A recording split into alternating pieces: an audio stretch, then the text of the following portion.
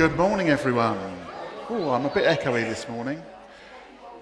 My name is Mark Hardingham, and it's my privilege and my pleasure this morning to welcome you to Woodbridge Quay Church. If you're visiting with us, it's great to have you with us. If some of our folk are still away on holiday and those kind of things, we come this morning to worship God and to explore some different things. You'll find a workbook on your page.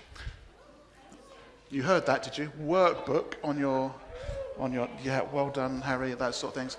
We're gonna. It's one of those services where we call it an interactive service, and I believe that means that you do more of the work than I do while we're here. I did the work before.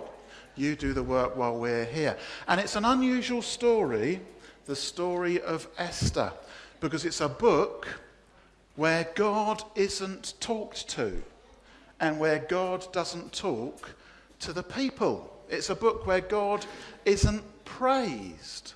It's a story of someone who is significant, someone who makes a big difference, but it doesn't tell us much about God. And in the songs that we sing this morning, we are going to sing songs that bring praise to the name of God, that talk about his beauty and his work, and we're going to finish with songs about Jesus too, as we explore this story together. I'm going to read a little bit from Psalm 119. Psalm 119 is enormous, but I'm going to read a little bit out of the middle, and then we're going to sing together. Teach me, O Lord, to follow your ways, and I will keep to them till the end. Give me understanding, and I will keep your law and obey it with all my heart. Direct me in the path of your commands, for there I find delight. Turn my heart towards your statutes and not towards selfish gain. Turn my eyes away from worthless things. Preserve my life according to your word. Fulfill your promise to your servant, so that you will be feared. Take away the disgrace I dread, for your laws are good. How I long for your ways. Preserve my life in your righteousness. Feel as though you've blown the cobwebs away. I sometimes wonder whether there's cobwebs in heaven that need blowing away. You have let's call it a brochure. And if you want to fill in some of the brochure, Michael's going to come around with some pencils. Didn't put them all out beforehand, because we put them all out once and one of the children stabbed themselves with it. So just be careful with the pencils, they are sharp. And as we think about this book of the Bible with just 10 chapters in it, the book of Esther, we're going to do it from this, but I want to set the scene for you a little bit this morning, because the story of Esther has 4 main characters and one who sort of is there at the beginning, and 2 of them are relatives, 2 of them are cousins. So some of you, not all of you, will have cousins, but some of you will have cousins. Think about your cousins. There are 2 cousins. One is Esther, who is a young girl. One is a man called, well, I've always called him Mordecai.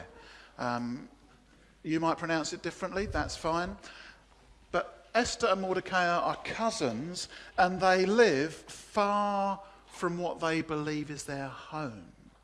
Do you remember the story of Daniel and the lion's den and those kind of things? Do you remember the people of Israel were taken away to a different country, to Babylon, and they were dispersed across the world? Well, this story happens after that's happened, so they're still all over the world. If you've heard of places like Persia, Media, Parthia, Assyria, those sort of places, these places were all under the rule of one, let's call him king, because that's what the Bible calls him in some translations, king, and the people of God. And Mordecai and Esther are 2 of God's people who find themselves in this foreign land, this place that's a long, long way away. They're the 2 kind of, I suppose you call them the goodies in the story. And then there are 2 who are perhaps meant to represent things that are not so good in different ways. One of them is a man called Haman. It's all right, the children at the back are trying to stab each other again. and playing pick up the pencils. Hey man. Yeah, do you want to say that back to me? Hey man. It's one of the names that sort of demands that, isn't it? Hey man turns out to be one of the baddies in the story. And there is also the king, who in the translation, the New International Translation, is called King Xerxes. So we'll stick with that name as him as the king, okay? They're the people in the story, and the story starts with a party. So scene 1 in your books, as you open it up, is a party. And I want you to think about, if you were holding a party, why would you hold a party? You might hold a party because it was your birthday, yeah? It was my birthday this week. It's Chris's birthday today, right? Who else is? It's bound to be someone else's birthday if I only mention it. All the best people are born in August. That's right, isn't it, Chris? Yeah. And if you want to see Chris's new watch, he's got his new watch on with him as well and all of that sort of thing. Yeah. Who would you invite to your party? Who would you want to invite? Would you want to try and invite everyone? Or would you try and invite the people who are special to you? Think about who you would invite. And what sort of food would you want to prepare? I went for a meal out this week because it was my birthday, and one of the people I went to the meal out with just ate pasta and beans. I had the full roast. What would you have for your food at your party? When would you invite them to come? Would you do it at the weekend? Would you do it on the evening? Would you make sure it was on the day that was important to you? When would they come to your party? And what would you do for your party? Would you just eat? Would you play games? Would you watch a video? What would you do for your party? Think about what you would do, because the first scene in the story of Esther is a party. And in a moment, when we've collected some of your answers, we'll talk a little bit about the party that the king was throwing. Has everyone got what they want there? Has anyone not got a brochure? We've got 1 or 2 spares at the front. I made quite a lot of them. Who wants to give us some answers? Who would you invite? Who would you invite, Noah? Family and friends. They're the people who you like to have at your party. That's lovely, isn't it? Yeah, I think that's probably where most of us start. Anybody invite someone different to their party? Were you thinking of a birthday party and that sort of thing? Just any sort of party. Jeremy Corbyn. Ah, Jackie's thinking of a dinner party, isn't she? And who's she like? Theresa May down here. We'll get those 2 parties together. That would be really very interesting, wouldn't it? So what sort of party were you thinking of, Ben? Just a general party. It was just the summer holidays and you thought you'd have a summer holiday party or something like that, was it? That sort of party. That's interesting. Well, what food would you have? Crisps and cake. Was that from the same person, or was that? That wasn't. So, cake. Yeah, and if it was a birthday, you sometimes have a special cake, don't you? And you sort of wedge candles in the top of it, and then you blow them all about. What would you have? Ribs. Sticky ribs. Ooh, barbecue.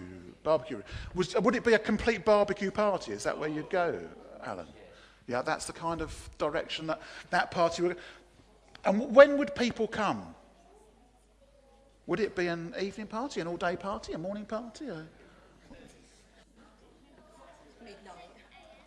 7:30 a.m. You might have to save the cake till a bit later in the day, I think. And would it go all day? All day? And all night? Oh dear, you're going to have to watch your son when he's a teenager. Oh dear me, yeah. Well, that's when people would write an all-day and all-night party. And what would you do at this party? Dance. Is that with Jeremy Corbyn or Theresa May? Yeah. You'd have dancing at your party. Anyone else do anything else at their party? Music. Singing. What would you have, Harry? Football. Yeah, I've been to a party at your house, and I can vouch for the fact football is on the agenda for a Harry party. Yeah, those sort of things. This party, at the beginning of the book of Esther, had food, lots and lots of food. This party at the beginning of Esther had lots and lots of drink. We've been told this week that drink, especially alcohol, is not very good for you, isn't it? But it had lots of drink, and some of it was alcohol. Quite a lot of it was alcohol. It was a big party. It lasted 7 days. Did they go to sleep? I don't know whether they went to sleep. I presume they went to sleep. I tried to stay asleep for 24 hours once, and I was so tired.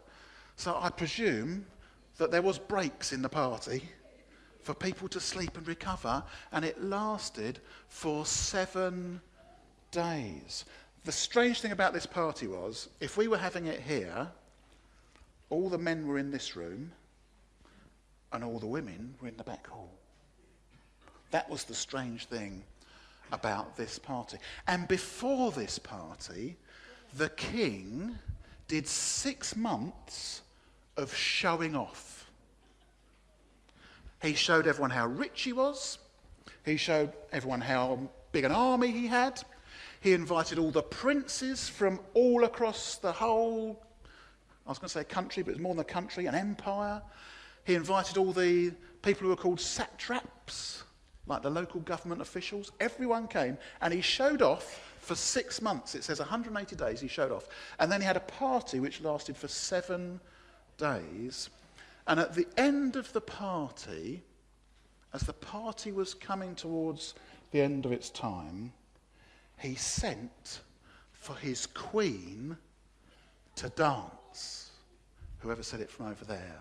So all the men who'd been in this party sent for a queen who I haven't mentioned at the beginning, Queen Vashti, to dance in front of all the men. What do you do with this story, eh? What do you do with this story? Queen Vashti, what do you think she'd have felt like in all of that? So she said, and you'll see I've put a little Monopoly card on the corner of each one, which I think just reflects something of the story that we've got. This was going to be costly. This was going to be costly. Or she could take a chance, because if you say no to the king, you can be in really serious trouble. And Queen Vashti said, no, I am not going to dance for the king. The king could have said, well, that's it then. Off with your head. Could have said, that's the end of your life. You've disobeyed the king. The king actually went into a bit of a meltdown and said, what do I do now? And he called his legal advisors together and said, what should I do now? And the story doesn't get any better for the men at this point. Because the men who are the advisors, they say, well, we can't have your wife disobeying you, can we? She should never be allowed to come in front of the king again. And we need to choose a new queen, don't we? And so they decide that they will choose a new queen. Scene 2, over the page.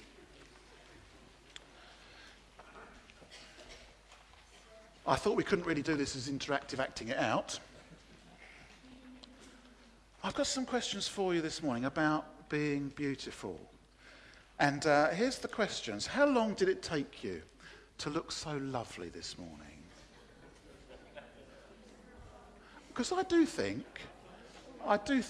that when people turn up at church, they do look lovely.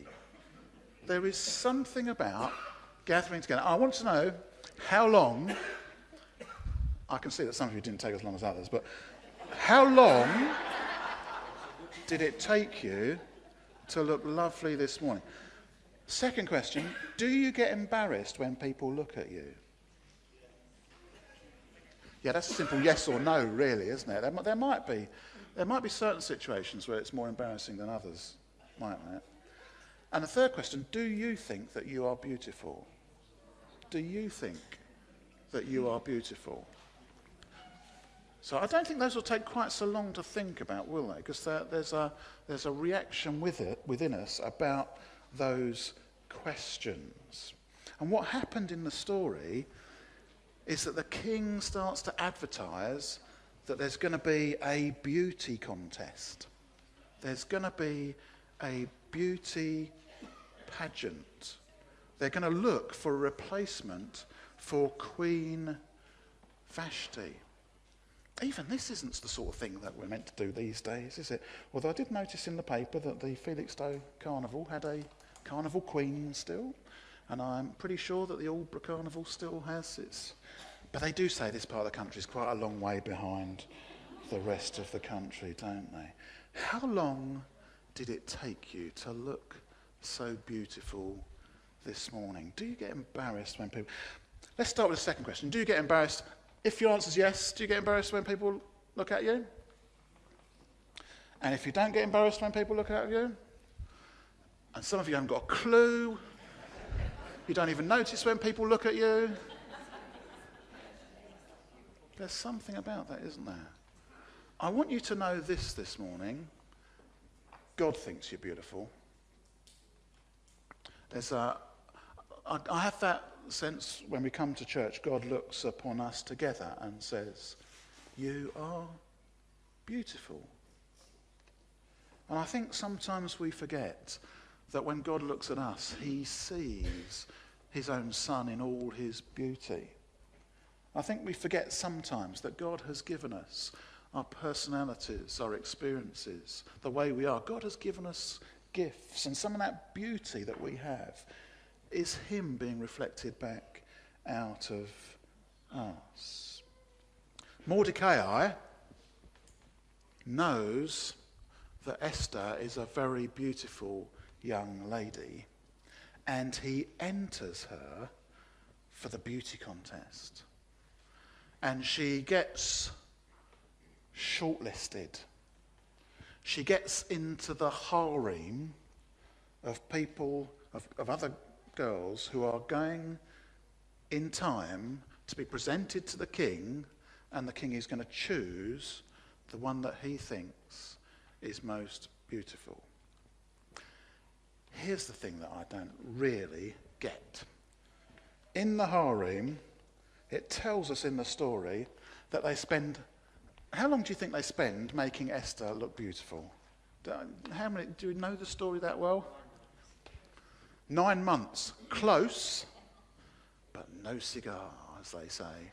Close, but it is a year. I think I heard, was it Maureen whisper it from down there? A year! 6 months of one type of beauty treatment and 6 months of another type of beauty treatment, just to get her ready to go before the king. If I was a Catholic, that would be my idea of purgatory. Just someone trying to make you look beautiful for that long. Well, the time comes, and the king chooses Esther. She is going to be the new queen. That's the setup of the story. And in a moment, we're going to come and look at when the story gets to its meat, when the story gets really quite dangerous and difficult. I'm just going to say a simple prayer. Loving Father, we thank you this morning that you are holy, that you are the fullness of beauty, that you love us. And Lord, I'm really aware that as I've talked about the beauty which is set within us, there are things in our world which are just ugly. And Lord, this morning we want to bring just some of those things to you. Where people are travelling to get out of their country because the economy is collapsing. Where people are being rescued from mountainsides that have collapsed, from rivers that have overflowed, from places that are ravaged by nature. Lord, for those who find themselves in places where war and destruction is happening today, we ask that your beauty would come, We ask that ugliness would be replaced with joy and peace. We ask that you would have mercy on this, your world, that you made, that you loved, that started as beautiful and we are so good at messing up. May we be people who bring your beauty to bear in this world. We ask these things in your precious name. Amen. Scene 3 in our story revolves more around the man called Mordecai, Esther's cousin.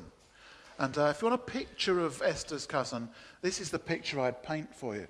They're in a place that's called Susa, the citadel of Susa. That'd be a cool name for a house if you bought a new house that didn't have a name, wouldn't it? Susa Citadel. And he was kind of part of the city and kind of not part of the city. He would wander around and listen to other people's conversations. He would sit at the gates and listen as people went past and what they were saying.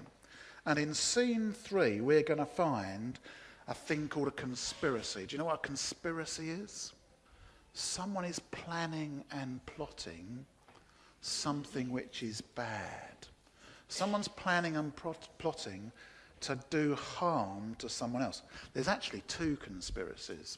So we're going to think about 2. And although I've put them together, they happen quite a long way apart. But when you're reading 10 chapters, they don't feel as though they're a long way apart. And so here they are, these 2 conspiracies. And I've got some hard questions for you on this one. What does it feel like when someone's mean to you? That's quite a hard question, isn't it? What does it feel like when someone is acting in a way that actually you find really difficult? What does it feel like? How are you going to respond? And what would you do if you heard that someone was planning to do something bad to one of your friends, or to someone that you'd heard of, or someone that you knew? And then I think, well, I'm a man, so I think this way, but I think it's one of the hardest questions. Do you like asking for help? Do you like asking for help? You've gone very quiet on me this time, haven't you? Yeah. I don't know whether you'll want to speak back the things that you're thinking. But if there's a conspiracy going on and someone wants something bad towards someone else, that's not a good thing, is it? What does it feel like? What does it feel like when someone's being mean to you? How does it make you feel? Does anyone want to say? You feel hurt, don't you? Yes. You feel almost a pain inside you, don't you, Vivian? A sort of sting. They're good words to describe it, isn't it? What words would you use, Harry? Helpless. That's a good word as well, isn't it? You feel helpless because someone is being mean to you and you don't know quite what to do about it. Don't know quite how to respond. And what would you do if you heard that someone was planning to do something nasty and horrible to someone else? What would you do? What would you do? What do you think you'd do? What would you like to do? What do you like to think you'd do? Ask someone for help.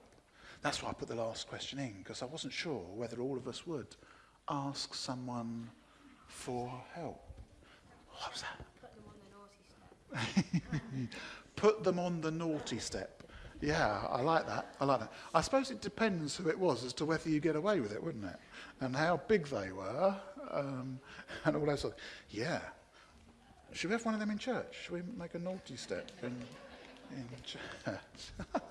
I love that. The conspiracy that the first one that he heard, Mordecai, when he was sitting by the gates and people were going past, he heard 2 people plotting to kill the king.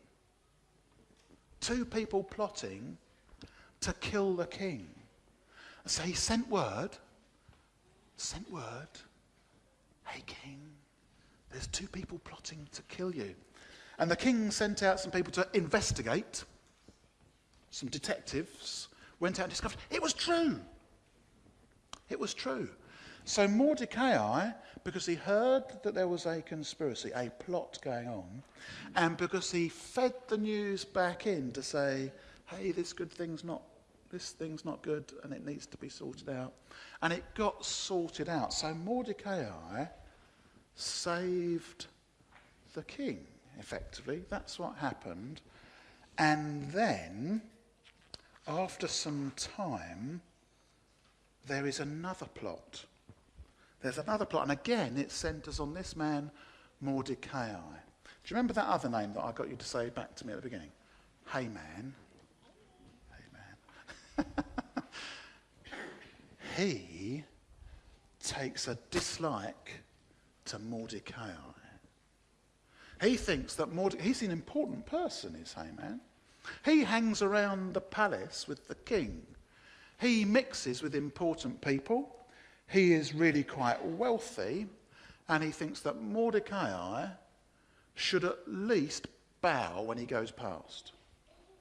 And Mordecai never does. Never does. Haman has his own little private party with his family and says, I hate that man. What shall I do about him? What shall I do about him? And his family say, you won't believe, this story's so dreadful.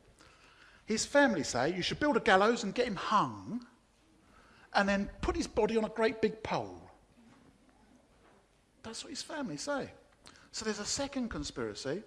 First of all, Mordecai saves the king. And then in the second conspiracy, a man called Haman has decided that he is going to do for Mordecai. That's just horrible, isn't it? Just horrible. Genuinely planning to kill him. I want you to turn over to scene 4 before we...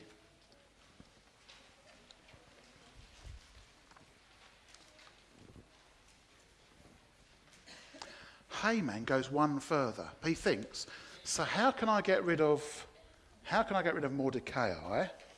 He knows that he's a Jew, so he decides that he'll go to the king and ask for a decree, because these Jews are so disrespectful, they don't bow, that we should go and kill them all. And he offers the king money. The king turns it down. I'll just read it to you. This is what it actually says in the Bible.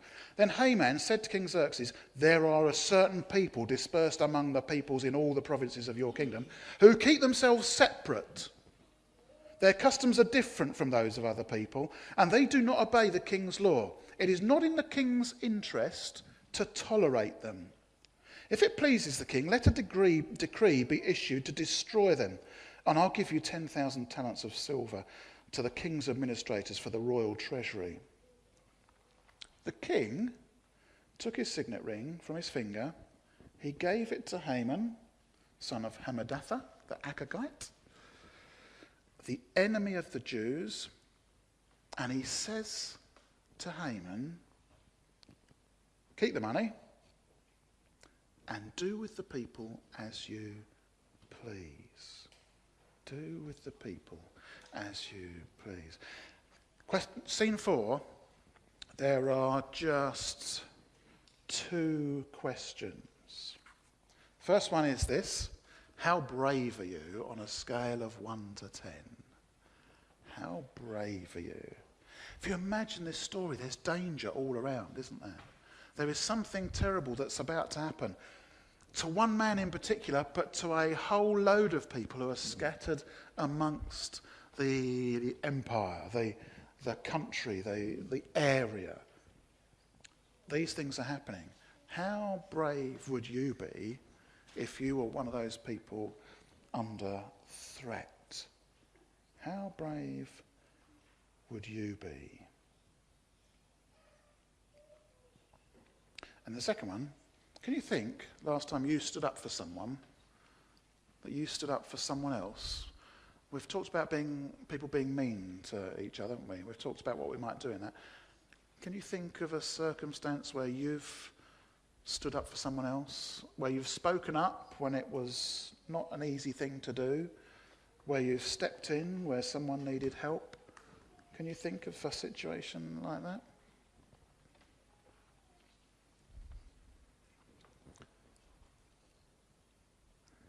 Okay, on a scale of 1 to 10, who's in 1 to 3? One of you's brave enough to put your hand up. Who's in 3 to 6? Who's in 7 or 8? God, there's going to be a whole load of hands go up. Well, you watch this, Michael. You watch this. Who's 9 or 10? Oh, not as many as I thought. Some of you weren't brave enough to put your hand up for 1 to 3, were you? Mordecai says to his cousin Esther, you're the only one who's got a chance to go and speak to the king. You're the only one who might be able to save all our people. You need to go to the king and you need to tell him that this is not right.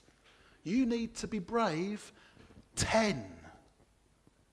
You need to stand in and help.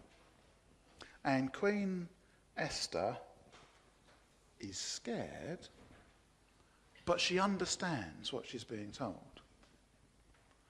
She's not sure she wants to do it, but she finally thinks, well, you know what? If I don't do it, will someone else stand up? And so she goes and she says to Mordecai, tell all of our people, tell all the Jews that for 3 days you should fast. No food, no drink, the opposite of the picture that we started with the beginning of the lesson. For 3 days, fast, and then I will go to the king. It's about as close as the story gets to talking about God. There's a spiritual discipline which is happening. There's sackcloth and ashes which are being worn by some of the Jews. And Esther says to her people, go and fast.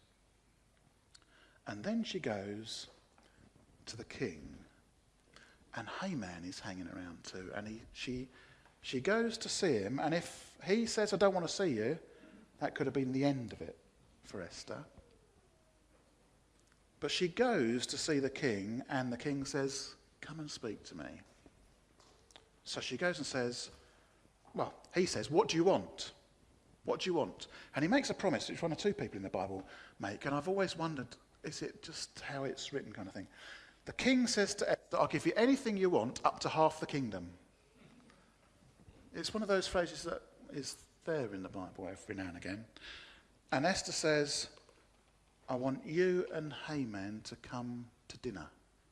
I want to cook you a meal. So that's what's set up. They're going to come together and have a meal. And then a strange thing happens. As they're getting ready for the meal, the king reads his diaries. And he remembers that quite a long while ago, someone saved his life. Someone overheard a conspiracy and they saved his life. Do you remember that? And the king remembers that. And he said, who was this man? And the people who helped write his diary said, it was the Jew, Mordecai. And so he says to his helpers, what should we do?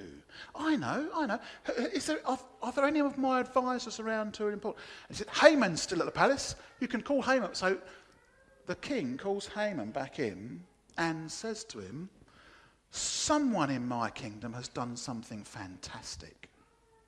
Someone in the kingdom is my favourite person in the kingdom. And Haman's thinking, I think he's talking about me.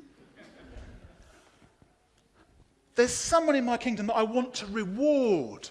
And Haman's thinking, this is getting better. Haman, what do you think I should do for someone who I think is so important? And Haman says, because he thinks it's me, you should dress him in the finest clothes, put him on a big horse, and take him through the city saying, this is what the king does for someone who is so special. And the king looks at Haman and says, go and do that for Mordecai. And do you remember, he was trying to kill him. Do you remember, he wanted to kill Mordecai, didn't he? He goes home and he says to his family, "Oh no! What am I going to do? The shame of it. This is terrible. I've got to do for Mordecai what I thought the king was going to do for me. This is going to be just terrible." And he parades Mordecai around the city, telling everyone, "This man's great. This man's wonderful. This is what the king does for people who are really fantastic people in his kingdom," and wheels him around. So Haman's got all this going on, and he's going for dinner with the king and the queen. And at the first dinner, at the end of the dinner, the king says again, "Up to half the kingdom, you can have what you want." And Esther says, "I'll tell you what I want. I want you to come back for dinner again tomorrow. Come back for dinner again tomorrow." And what happens is at the dinner tomorrow, the king says to Esther again, "What do you want? What do you want? Up to half the kingdom, you can have whatever you want." And Esther says to him in polite but really firm words, "There is someone in your kingdom who is trying to kill me and all my people. There is someone in your kingdom who's passed a law. I'm a Jew. And all my people are under threat because of someone." And as they sat at the table, it was Haman who was that person. And the king says, "We need to do something about this." And the end of the story is I think it's horrific. I think it's horrible. I don't know what to tell you about it in some ways. Because what happens is the king says, one of the king's advisors says, "Down at Haman's house, there's a great big gallows ready to hang someone, and there's a great big spike standing outside his house that reaches 50 feet, I think it says." And the king says, "Go and hang Haman and stick him on the pole." And that was the end of Haman. And not only that, but the king overturned his first decree and said that all the Jews will be safe. And then I want to tell you that just like at the end of the story of Gideon, if you were here a couple of weeks ago, it doesn't go very well. At the end of this story, it doesn't go very well as well. Because the Jews go around killing a whole load of people who they think were on Haman's side. It's a really horrible, sad end, as well as a really beautiful end in the sense that God's people are saved because of the bravery of one person. One person whose bravery was 10 saved a whole people. Just very quickly, and then we'll pray, we'll sing, and our time will be done. This story has some really bad bits in it, doesn't it? One of the articles that I read talked about Queen Vashti and Queen Esther, and just simply started with those words, "Both of these women are in an abusive relationship." And that's the climate of today, isn't it? The context of today. And I don't deny that, but what I find wonderful about it is both of these women in this story, one of them of her own choice says no, with all the risks that entails. And the other, Esther, is really quite canny in it all. She says to her people, "Fast. Get ready because something does need to be done. A stand does need to be taken. But I need to do that in the context of knowing the safety of my people. And I believe, even though it doesn't say it in the text, of my God." It's a book where God appears to be silent. He appears to be disinterested. I say with a sense of slight shame that if I'd been on the committee that decided whether this book should be included on the Bible, I'd probably been arguing that we left it out. But fortunately, I wasn't. And the worst thing for me is all this slaughter at the end. These innocent people who leaves their lives. It goes against the grain of our 21st century tolerance. I struggle with it a bit. And yet, you know what? The big story is that there will come a day when everything that's bad will be destroyed. Where everything that's bad will be put to bed, will be gone. And I think that day will look quite ugly in many, many ways. And the way to be on the right side of that is to put on the sackcloth and ashes and the mourning for the things that are wrong in the world. The way to be on the right side of that is to come to Jesus Christ, God's Son, and say, I'm sorry, I wish it was different, please help me. And the final thing that I want to say to you this morning is this. I couldn't help but notice that every time Queen Esther is mentioned, everyone likes her in this story. Mordecai looks after her. The person who runs the harem, she's his favourite too. She makes a really good impression wherever she goes. The king warms to her, listens to her, hears her story. Everywhere you read in this story, Queen Esther is good news. And we as a people are called to be, whatever the circumstances of our lives, we are called to be good news. Let's pray, and then we'll sing, and then our formal time will be finished.